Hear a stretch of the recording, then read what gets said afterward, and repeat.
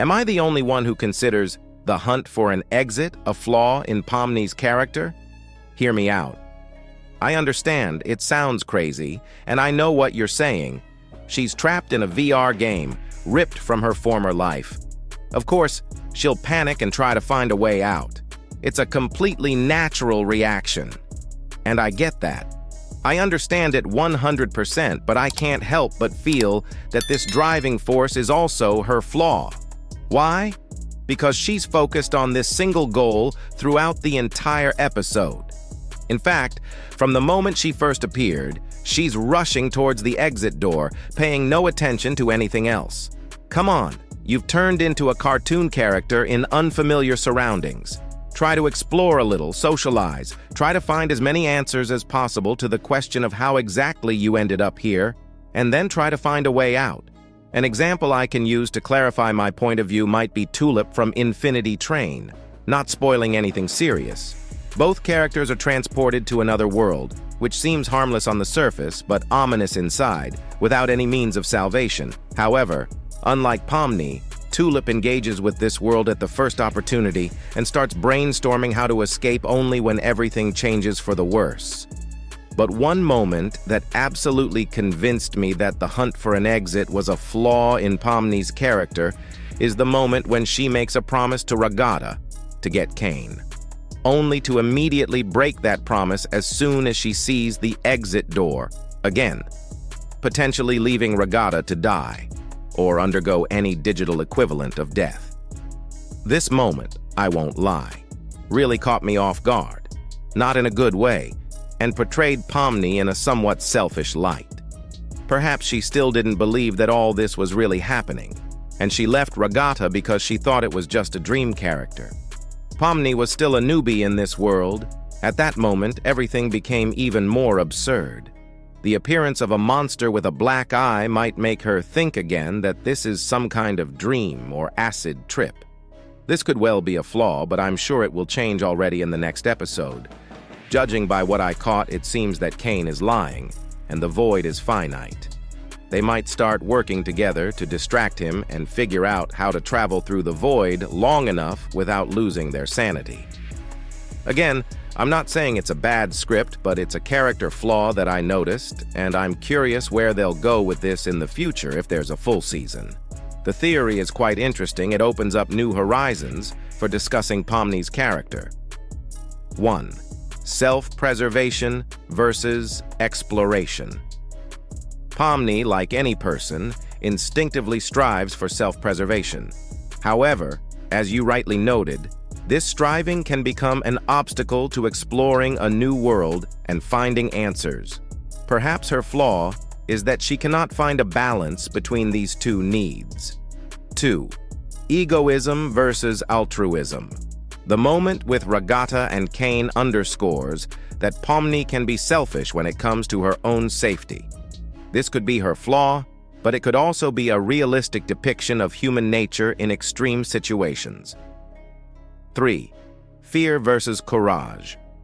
Pomni, perhaps, allows her fear to control her, which leads to her neglecting the opportunities that might be before her. Perhaps in future episodes, we will see how she overcomes her fear and becomes more courageous. 4. Focus on the goal versus flexibility. Pomni is very focused on her goal, to find a way out. But, as you noticed, this can be her flaw, as she ignores everything else. Perhaps in the future, she will learn to be more flexible and open to new opportunities. But there might be an alternative story. She overcomes her fear of the situation to try to help Regatta, only fleeing after being driven away, and then it was actually the best decision since she led the monster away. If she had stayed, Kaufmo would either have gotten her or caused even more harm to Regatta. When she loses the monster the first time, she tries to hide, but immediately thinks of Regatta and returns to apologize, despite her actions being rational and productive. She does everything possible to keep her promise to Regatta and technically succeeds by finding the exit door. If she hadn't stepped out of bounds, Kaufmo might have taken forever to notice them, and she would have never found him just running around. He was completely off the level. However, it's definitely not what she intended, and she clearly experiences some confusion about the situation before getting through it, and to her credit, clearly feels awful about her perceived selfishness afterward, when she was scared and forced to make some split-second decisions. Essentially, the first thing she was told is that she's trapped here forever. If you think about it, you'd go insane too. Remember the last time she tried the door, she disappeared in seconds, and she was being chased by a monster, and she still needed somewhere to hide. In conclusion, while exit hunting might be seen as a flaw in Pomni's character, it also makes her a more complex and realistic character. And it certainly adds depth and interest to her story.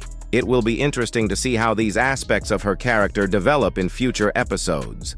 But I lean more towards the fact that he acts according to his program. Which, well, to be fair, the void seems to drive anyone mad.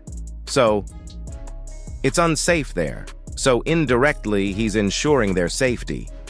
Not that he has an exit, and it seems he doesn't even know about it. Maybe it's not in his program. Although he was polite enough to try to add an exit, though it's still unfinished production and it's not quite good. Well, good on the mind to make a fake exit. Of course, he can't make a real one, or doesn't want to, or just can't. But if he did it out of goodwill, as he seems to practically give them freedom of movement to do anything they want, just adding adventures for fun, and as Regatta points out, it's a good distraction. He allows them to rest and move freely. He doesn't seem like an antagonist, at least not in the villain sense. Maybe he's more like an obstacle to overcome rather than malicious. He seems more ignorant about human things in general. Maybe he'll become increasingly unbalanced as the episodes go on, but he didn't seem like a bad guy to me throughout the episode anyway. He seemed quite helpful. Although, honestly, locking the abstracted in the basement seems like there's no way to fix that. If this is anything like what happens in real life, you know, when someone's brain is broken, akin to Alzheimer's or other illnesses that can make a person go crazy and become unpredictable in behavior, or worst case scenario, start trying to kill, there's really nothing that can bring them back. Maybe drugs can delay it, but you can't fix what's broken. You can mend what's damaged, but not broken. I mean, in this digital circus, he's digital. How would Cain fix the body in real life? Unless it's a throne-like digitized thing and all that. Maybe he lacks abilities. He's more like a guide or a tutorial, like in those old games. He doesn't have much power outside the game. He can only manipulate his world. Nothing more? Yes, that's all he knows in this world. Despite mimicking human needs and desires, well, he tries. The theme is still circus-like, but you could say that at least he takes their wishes and desires into account. Like with Zubul, right?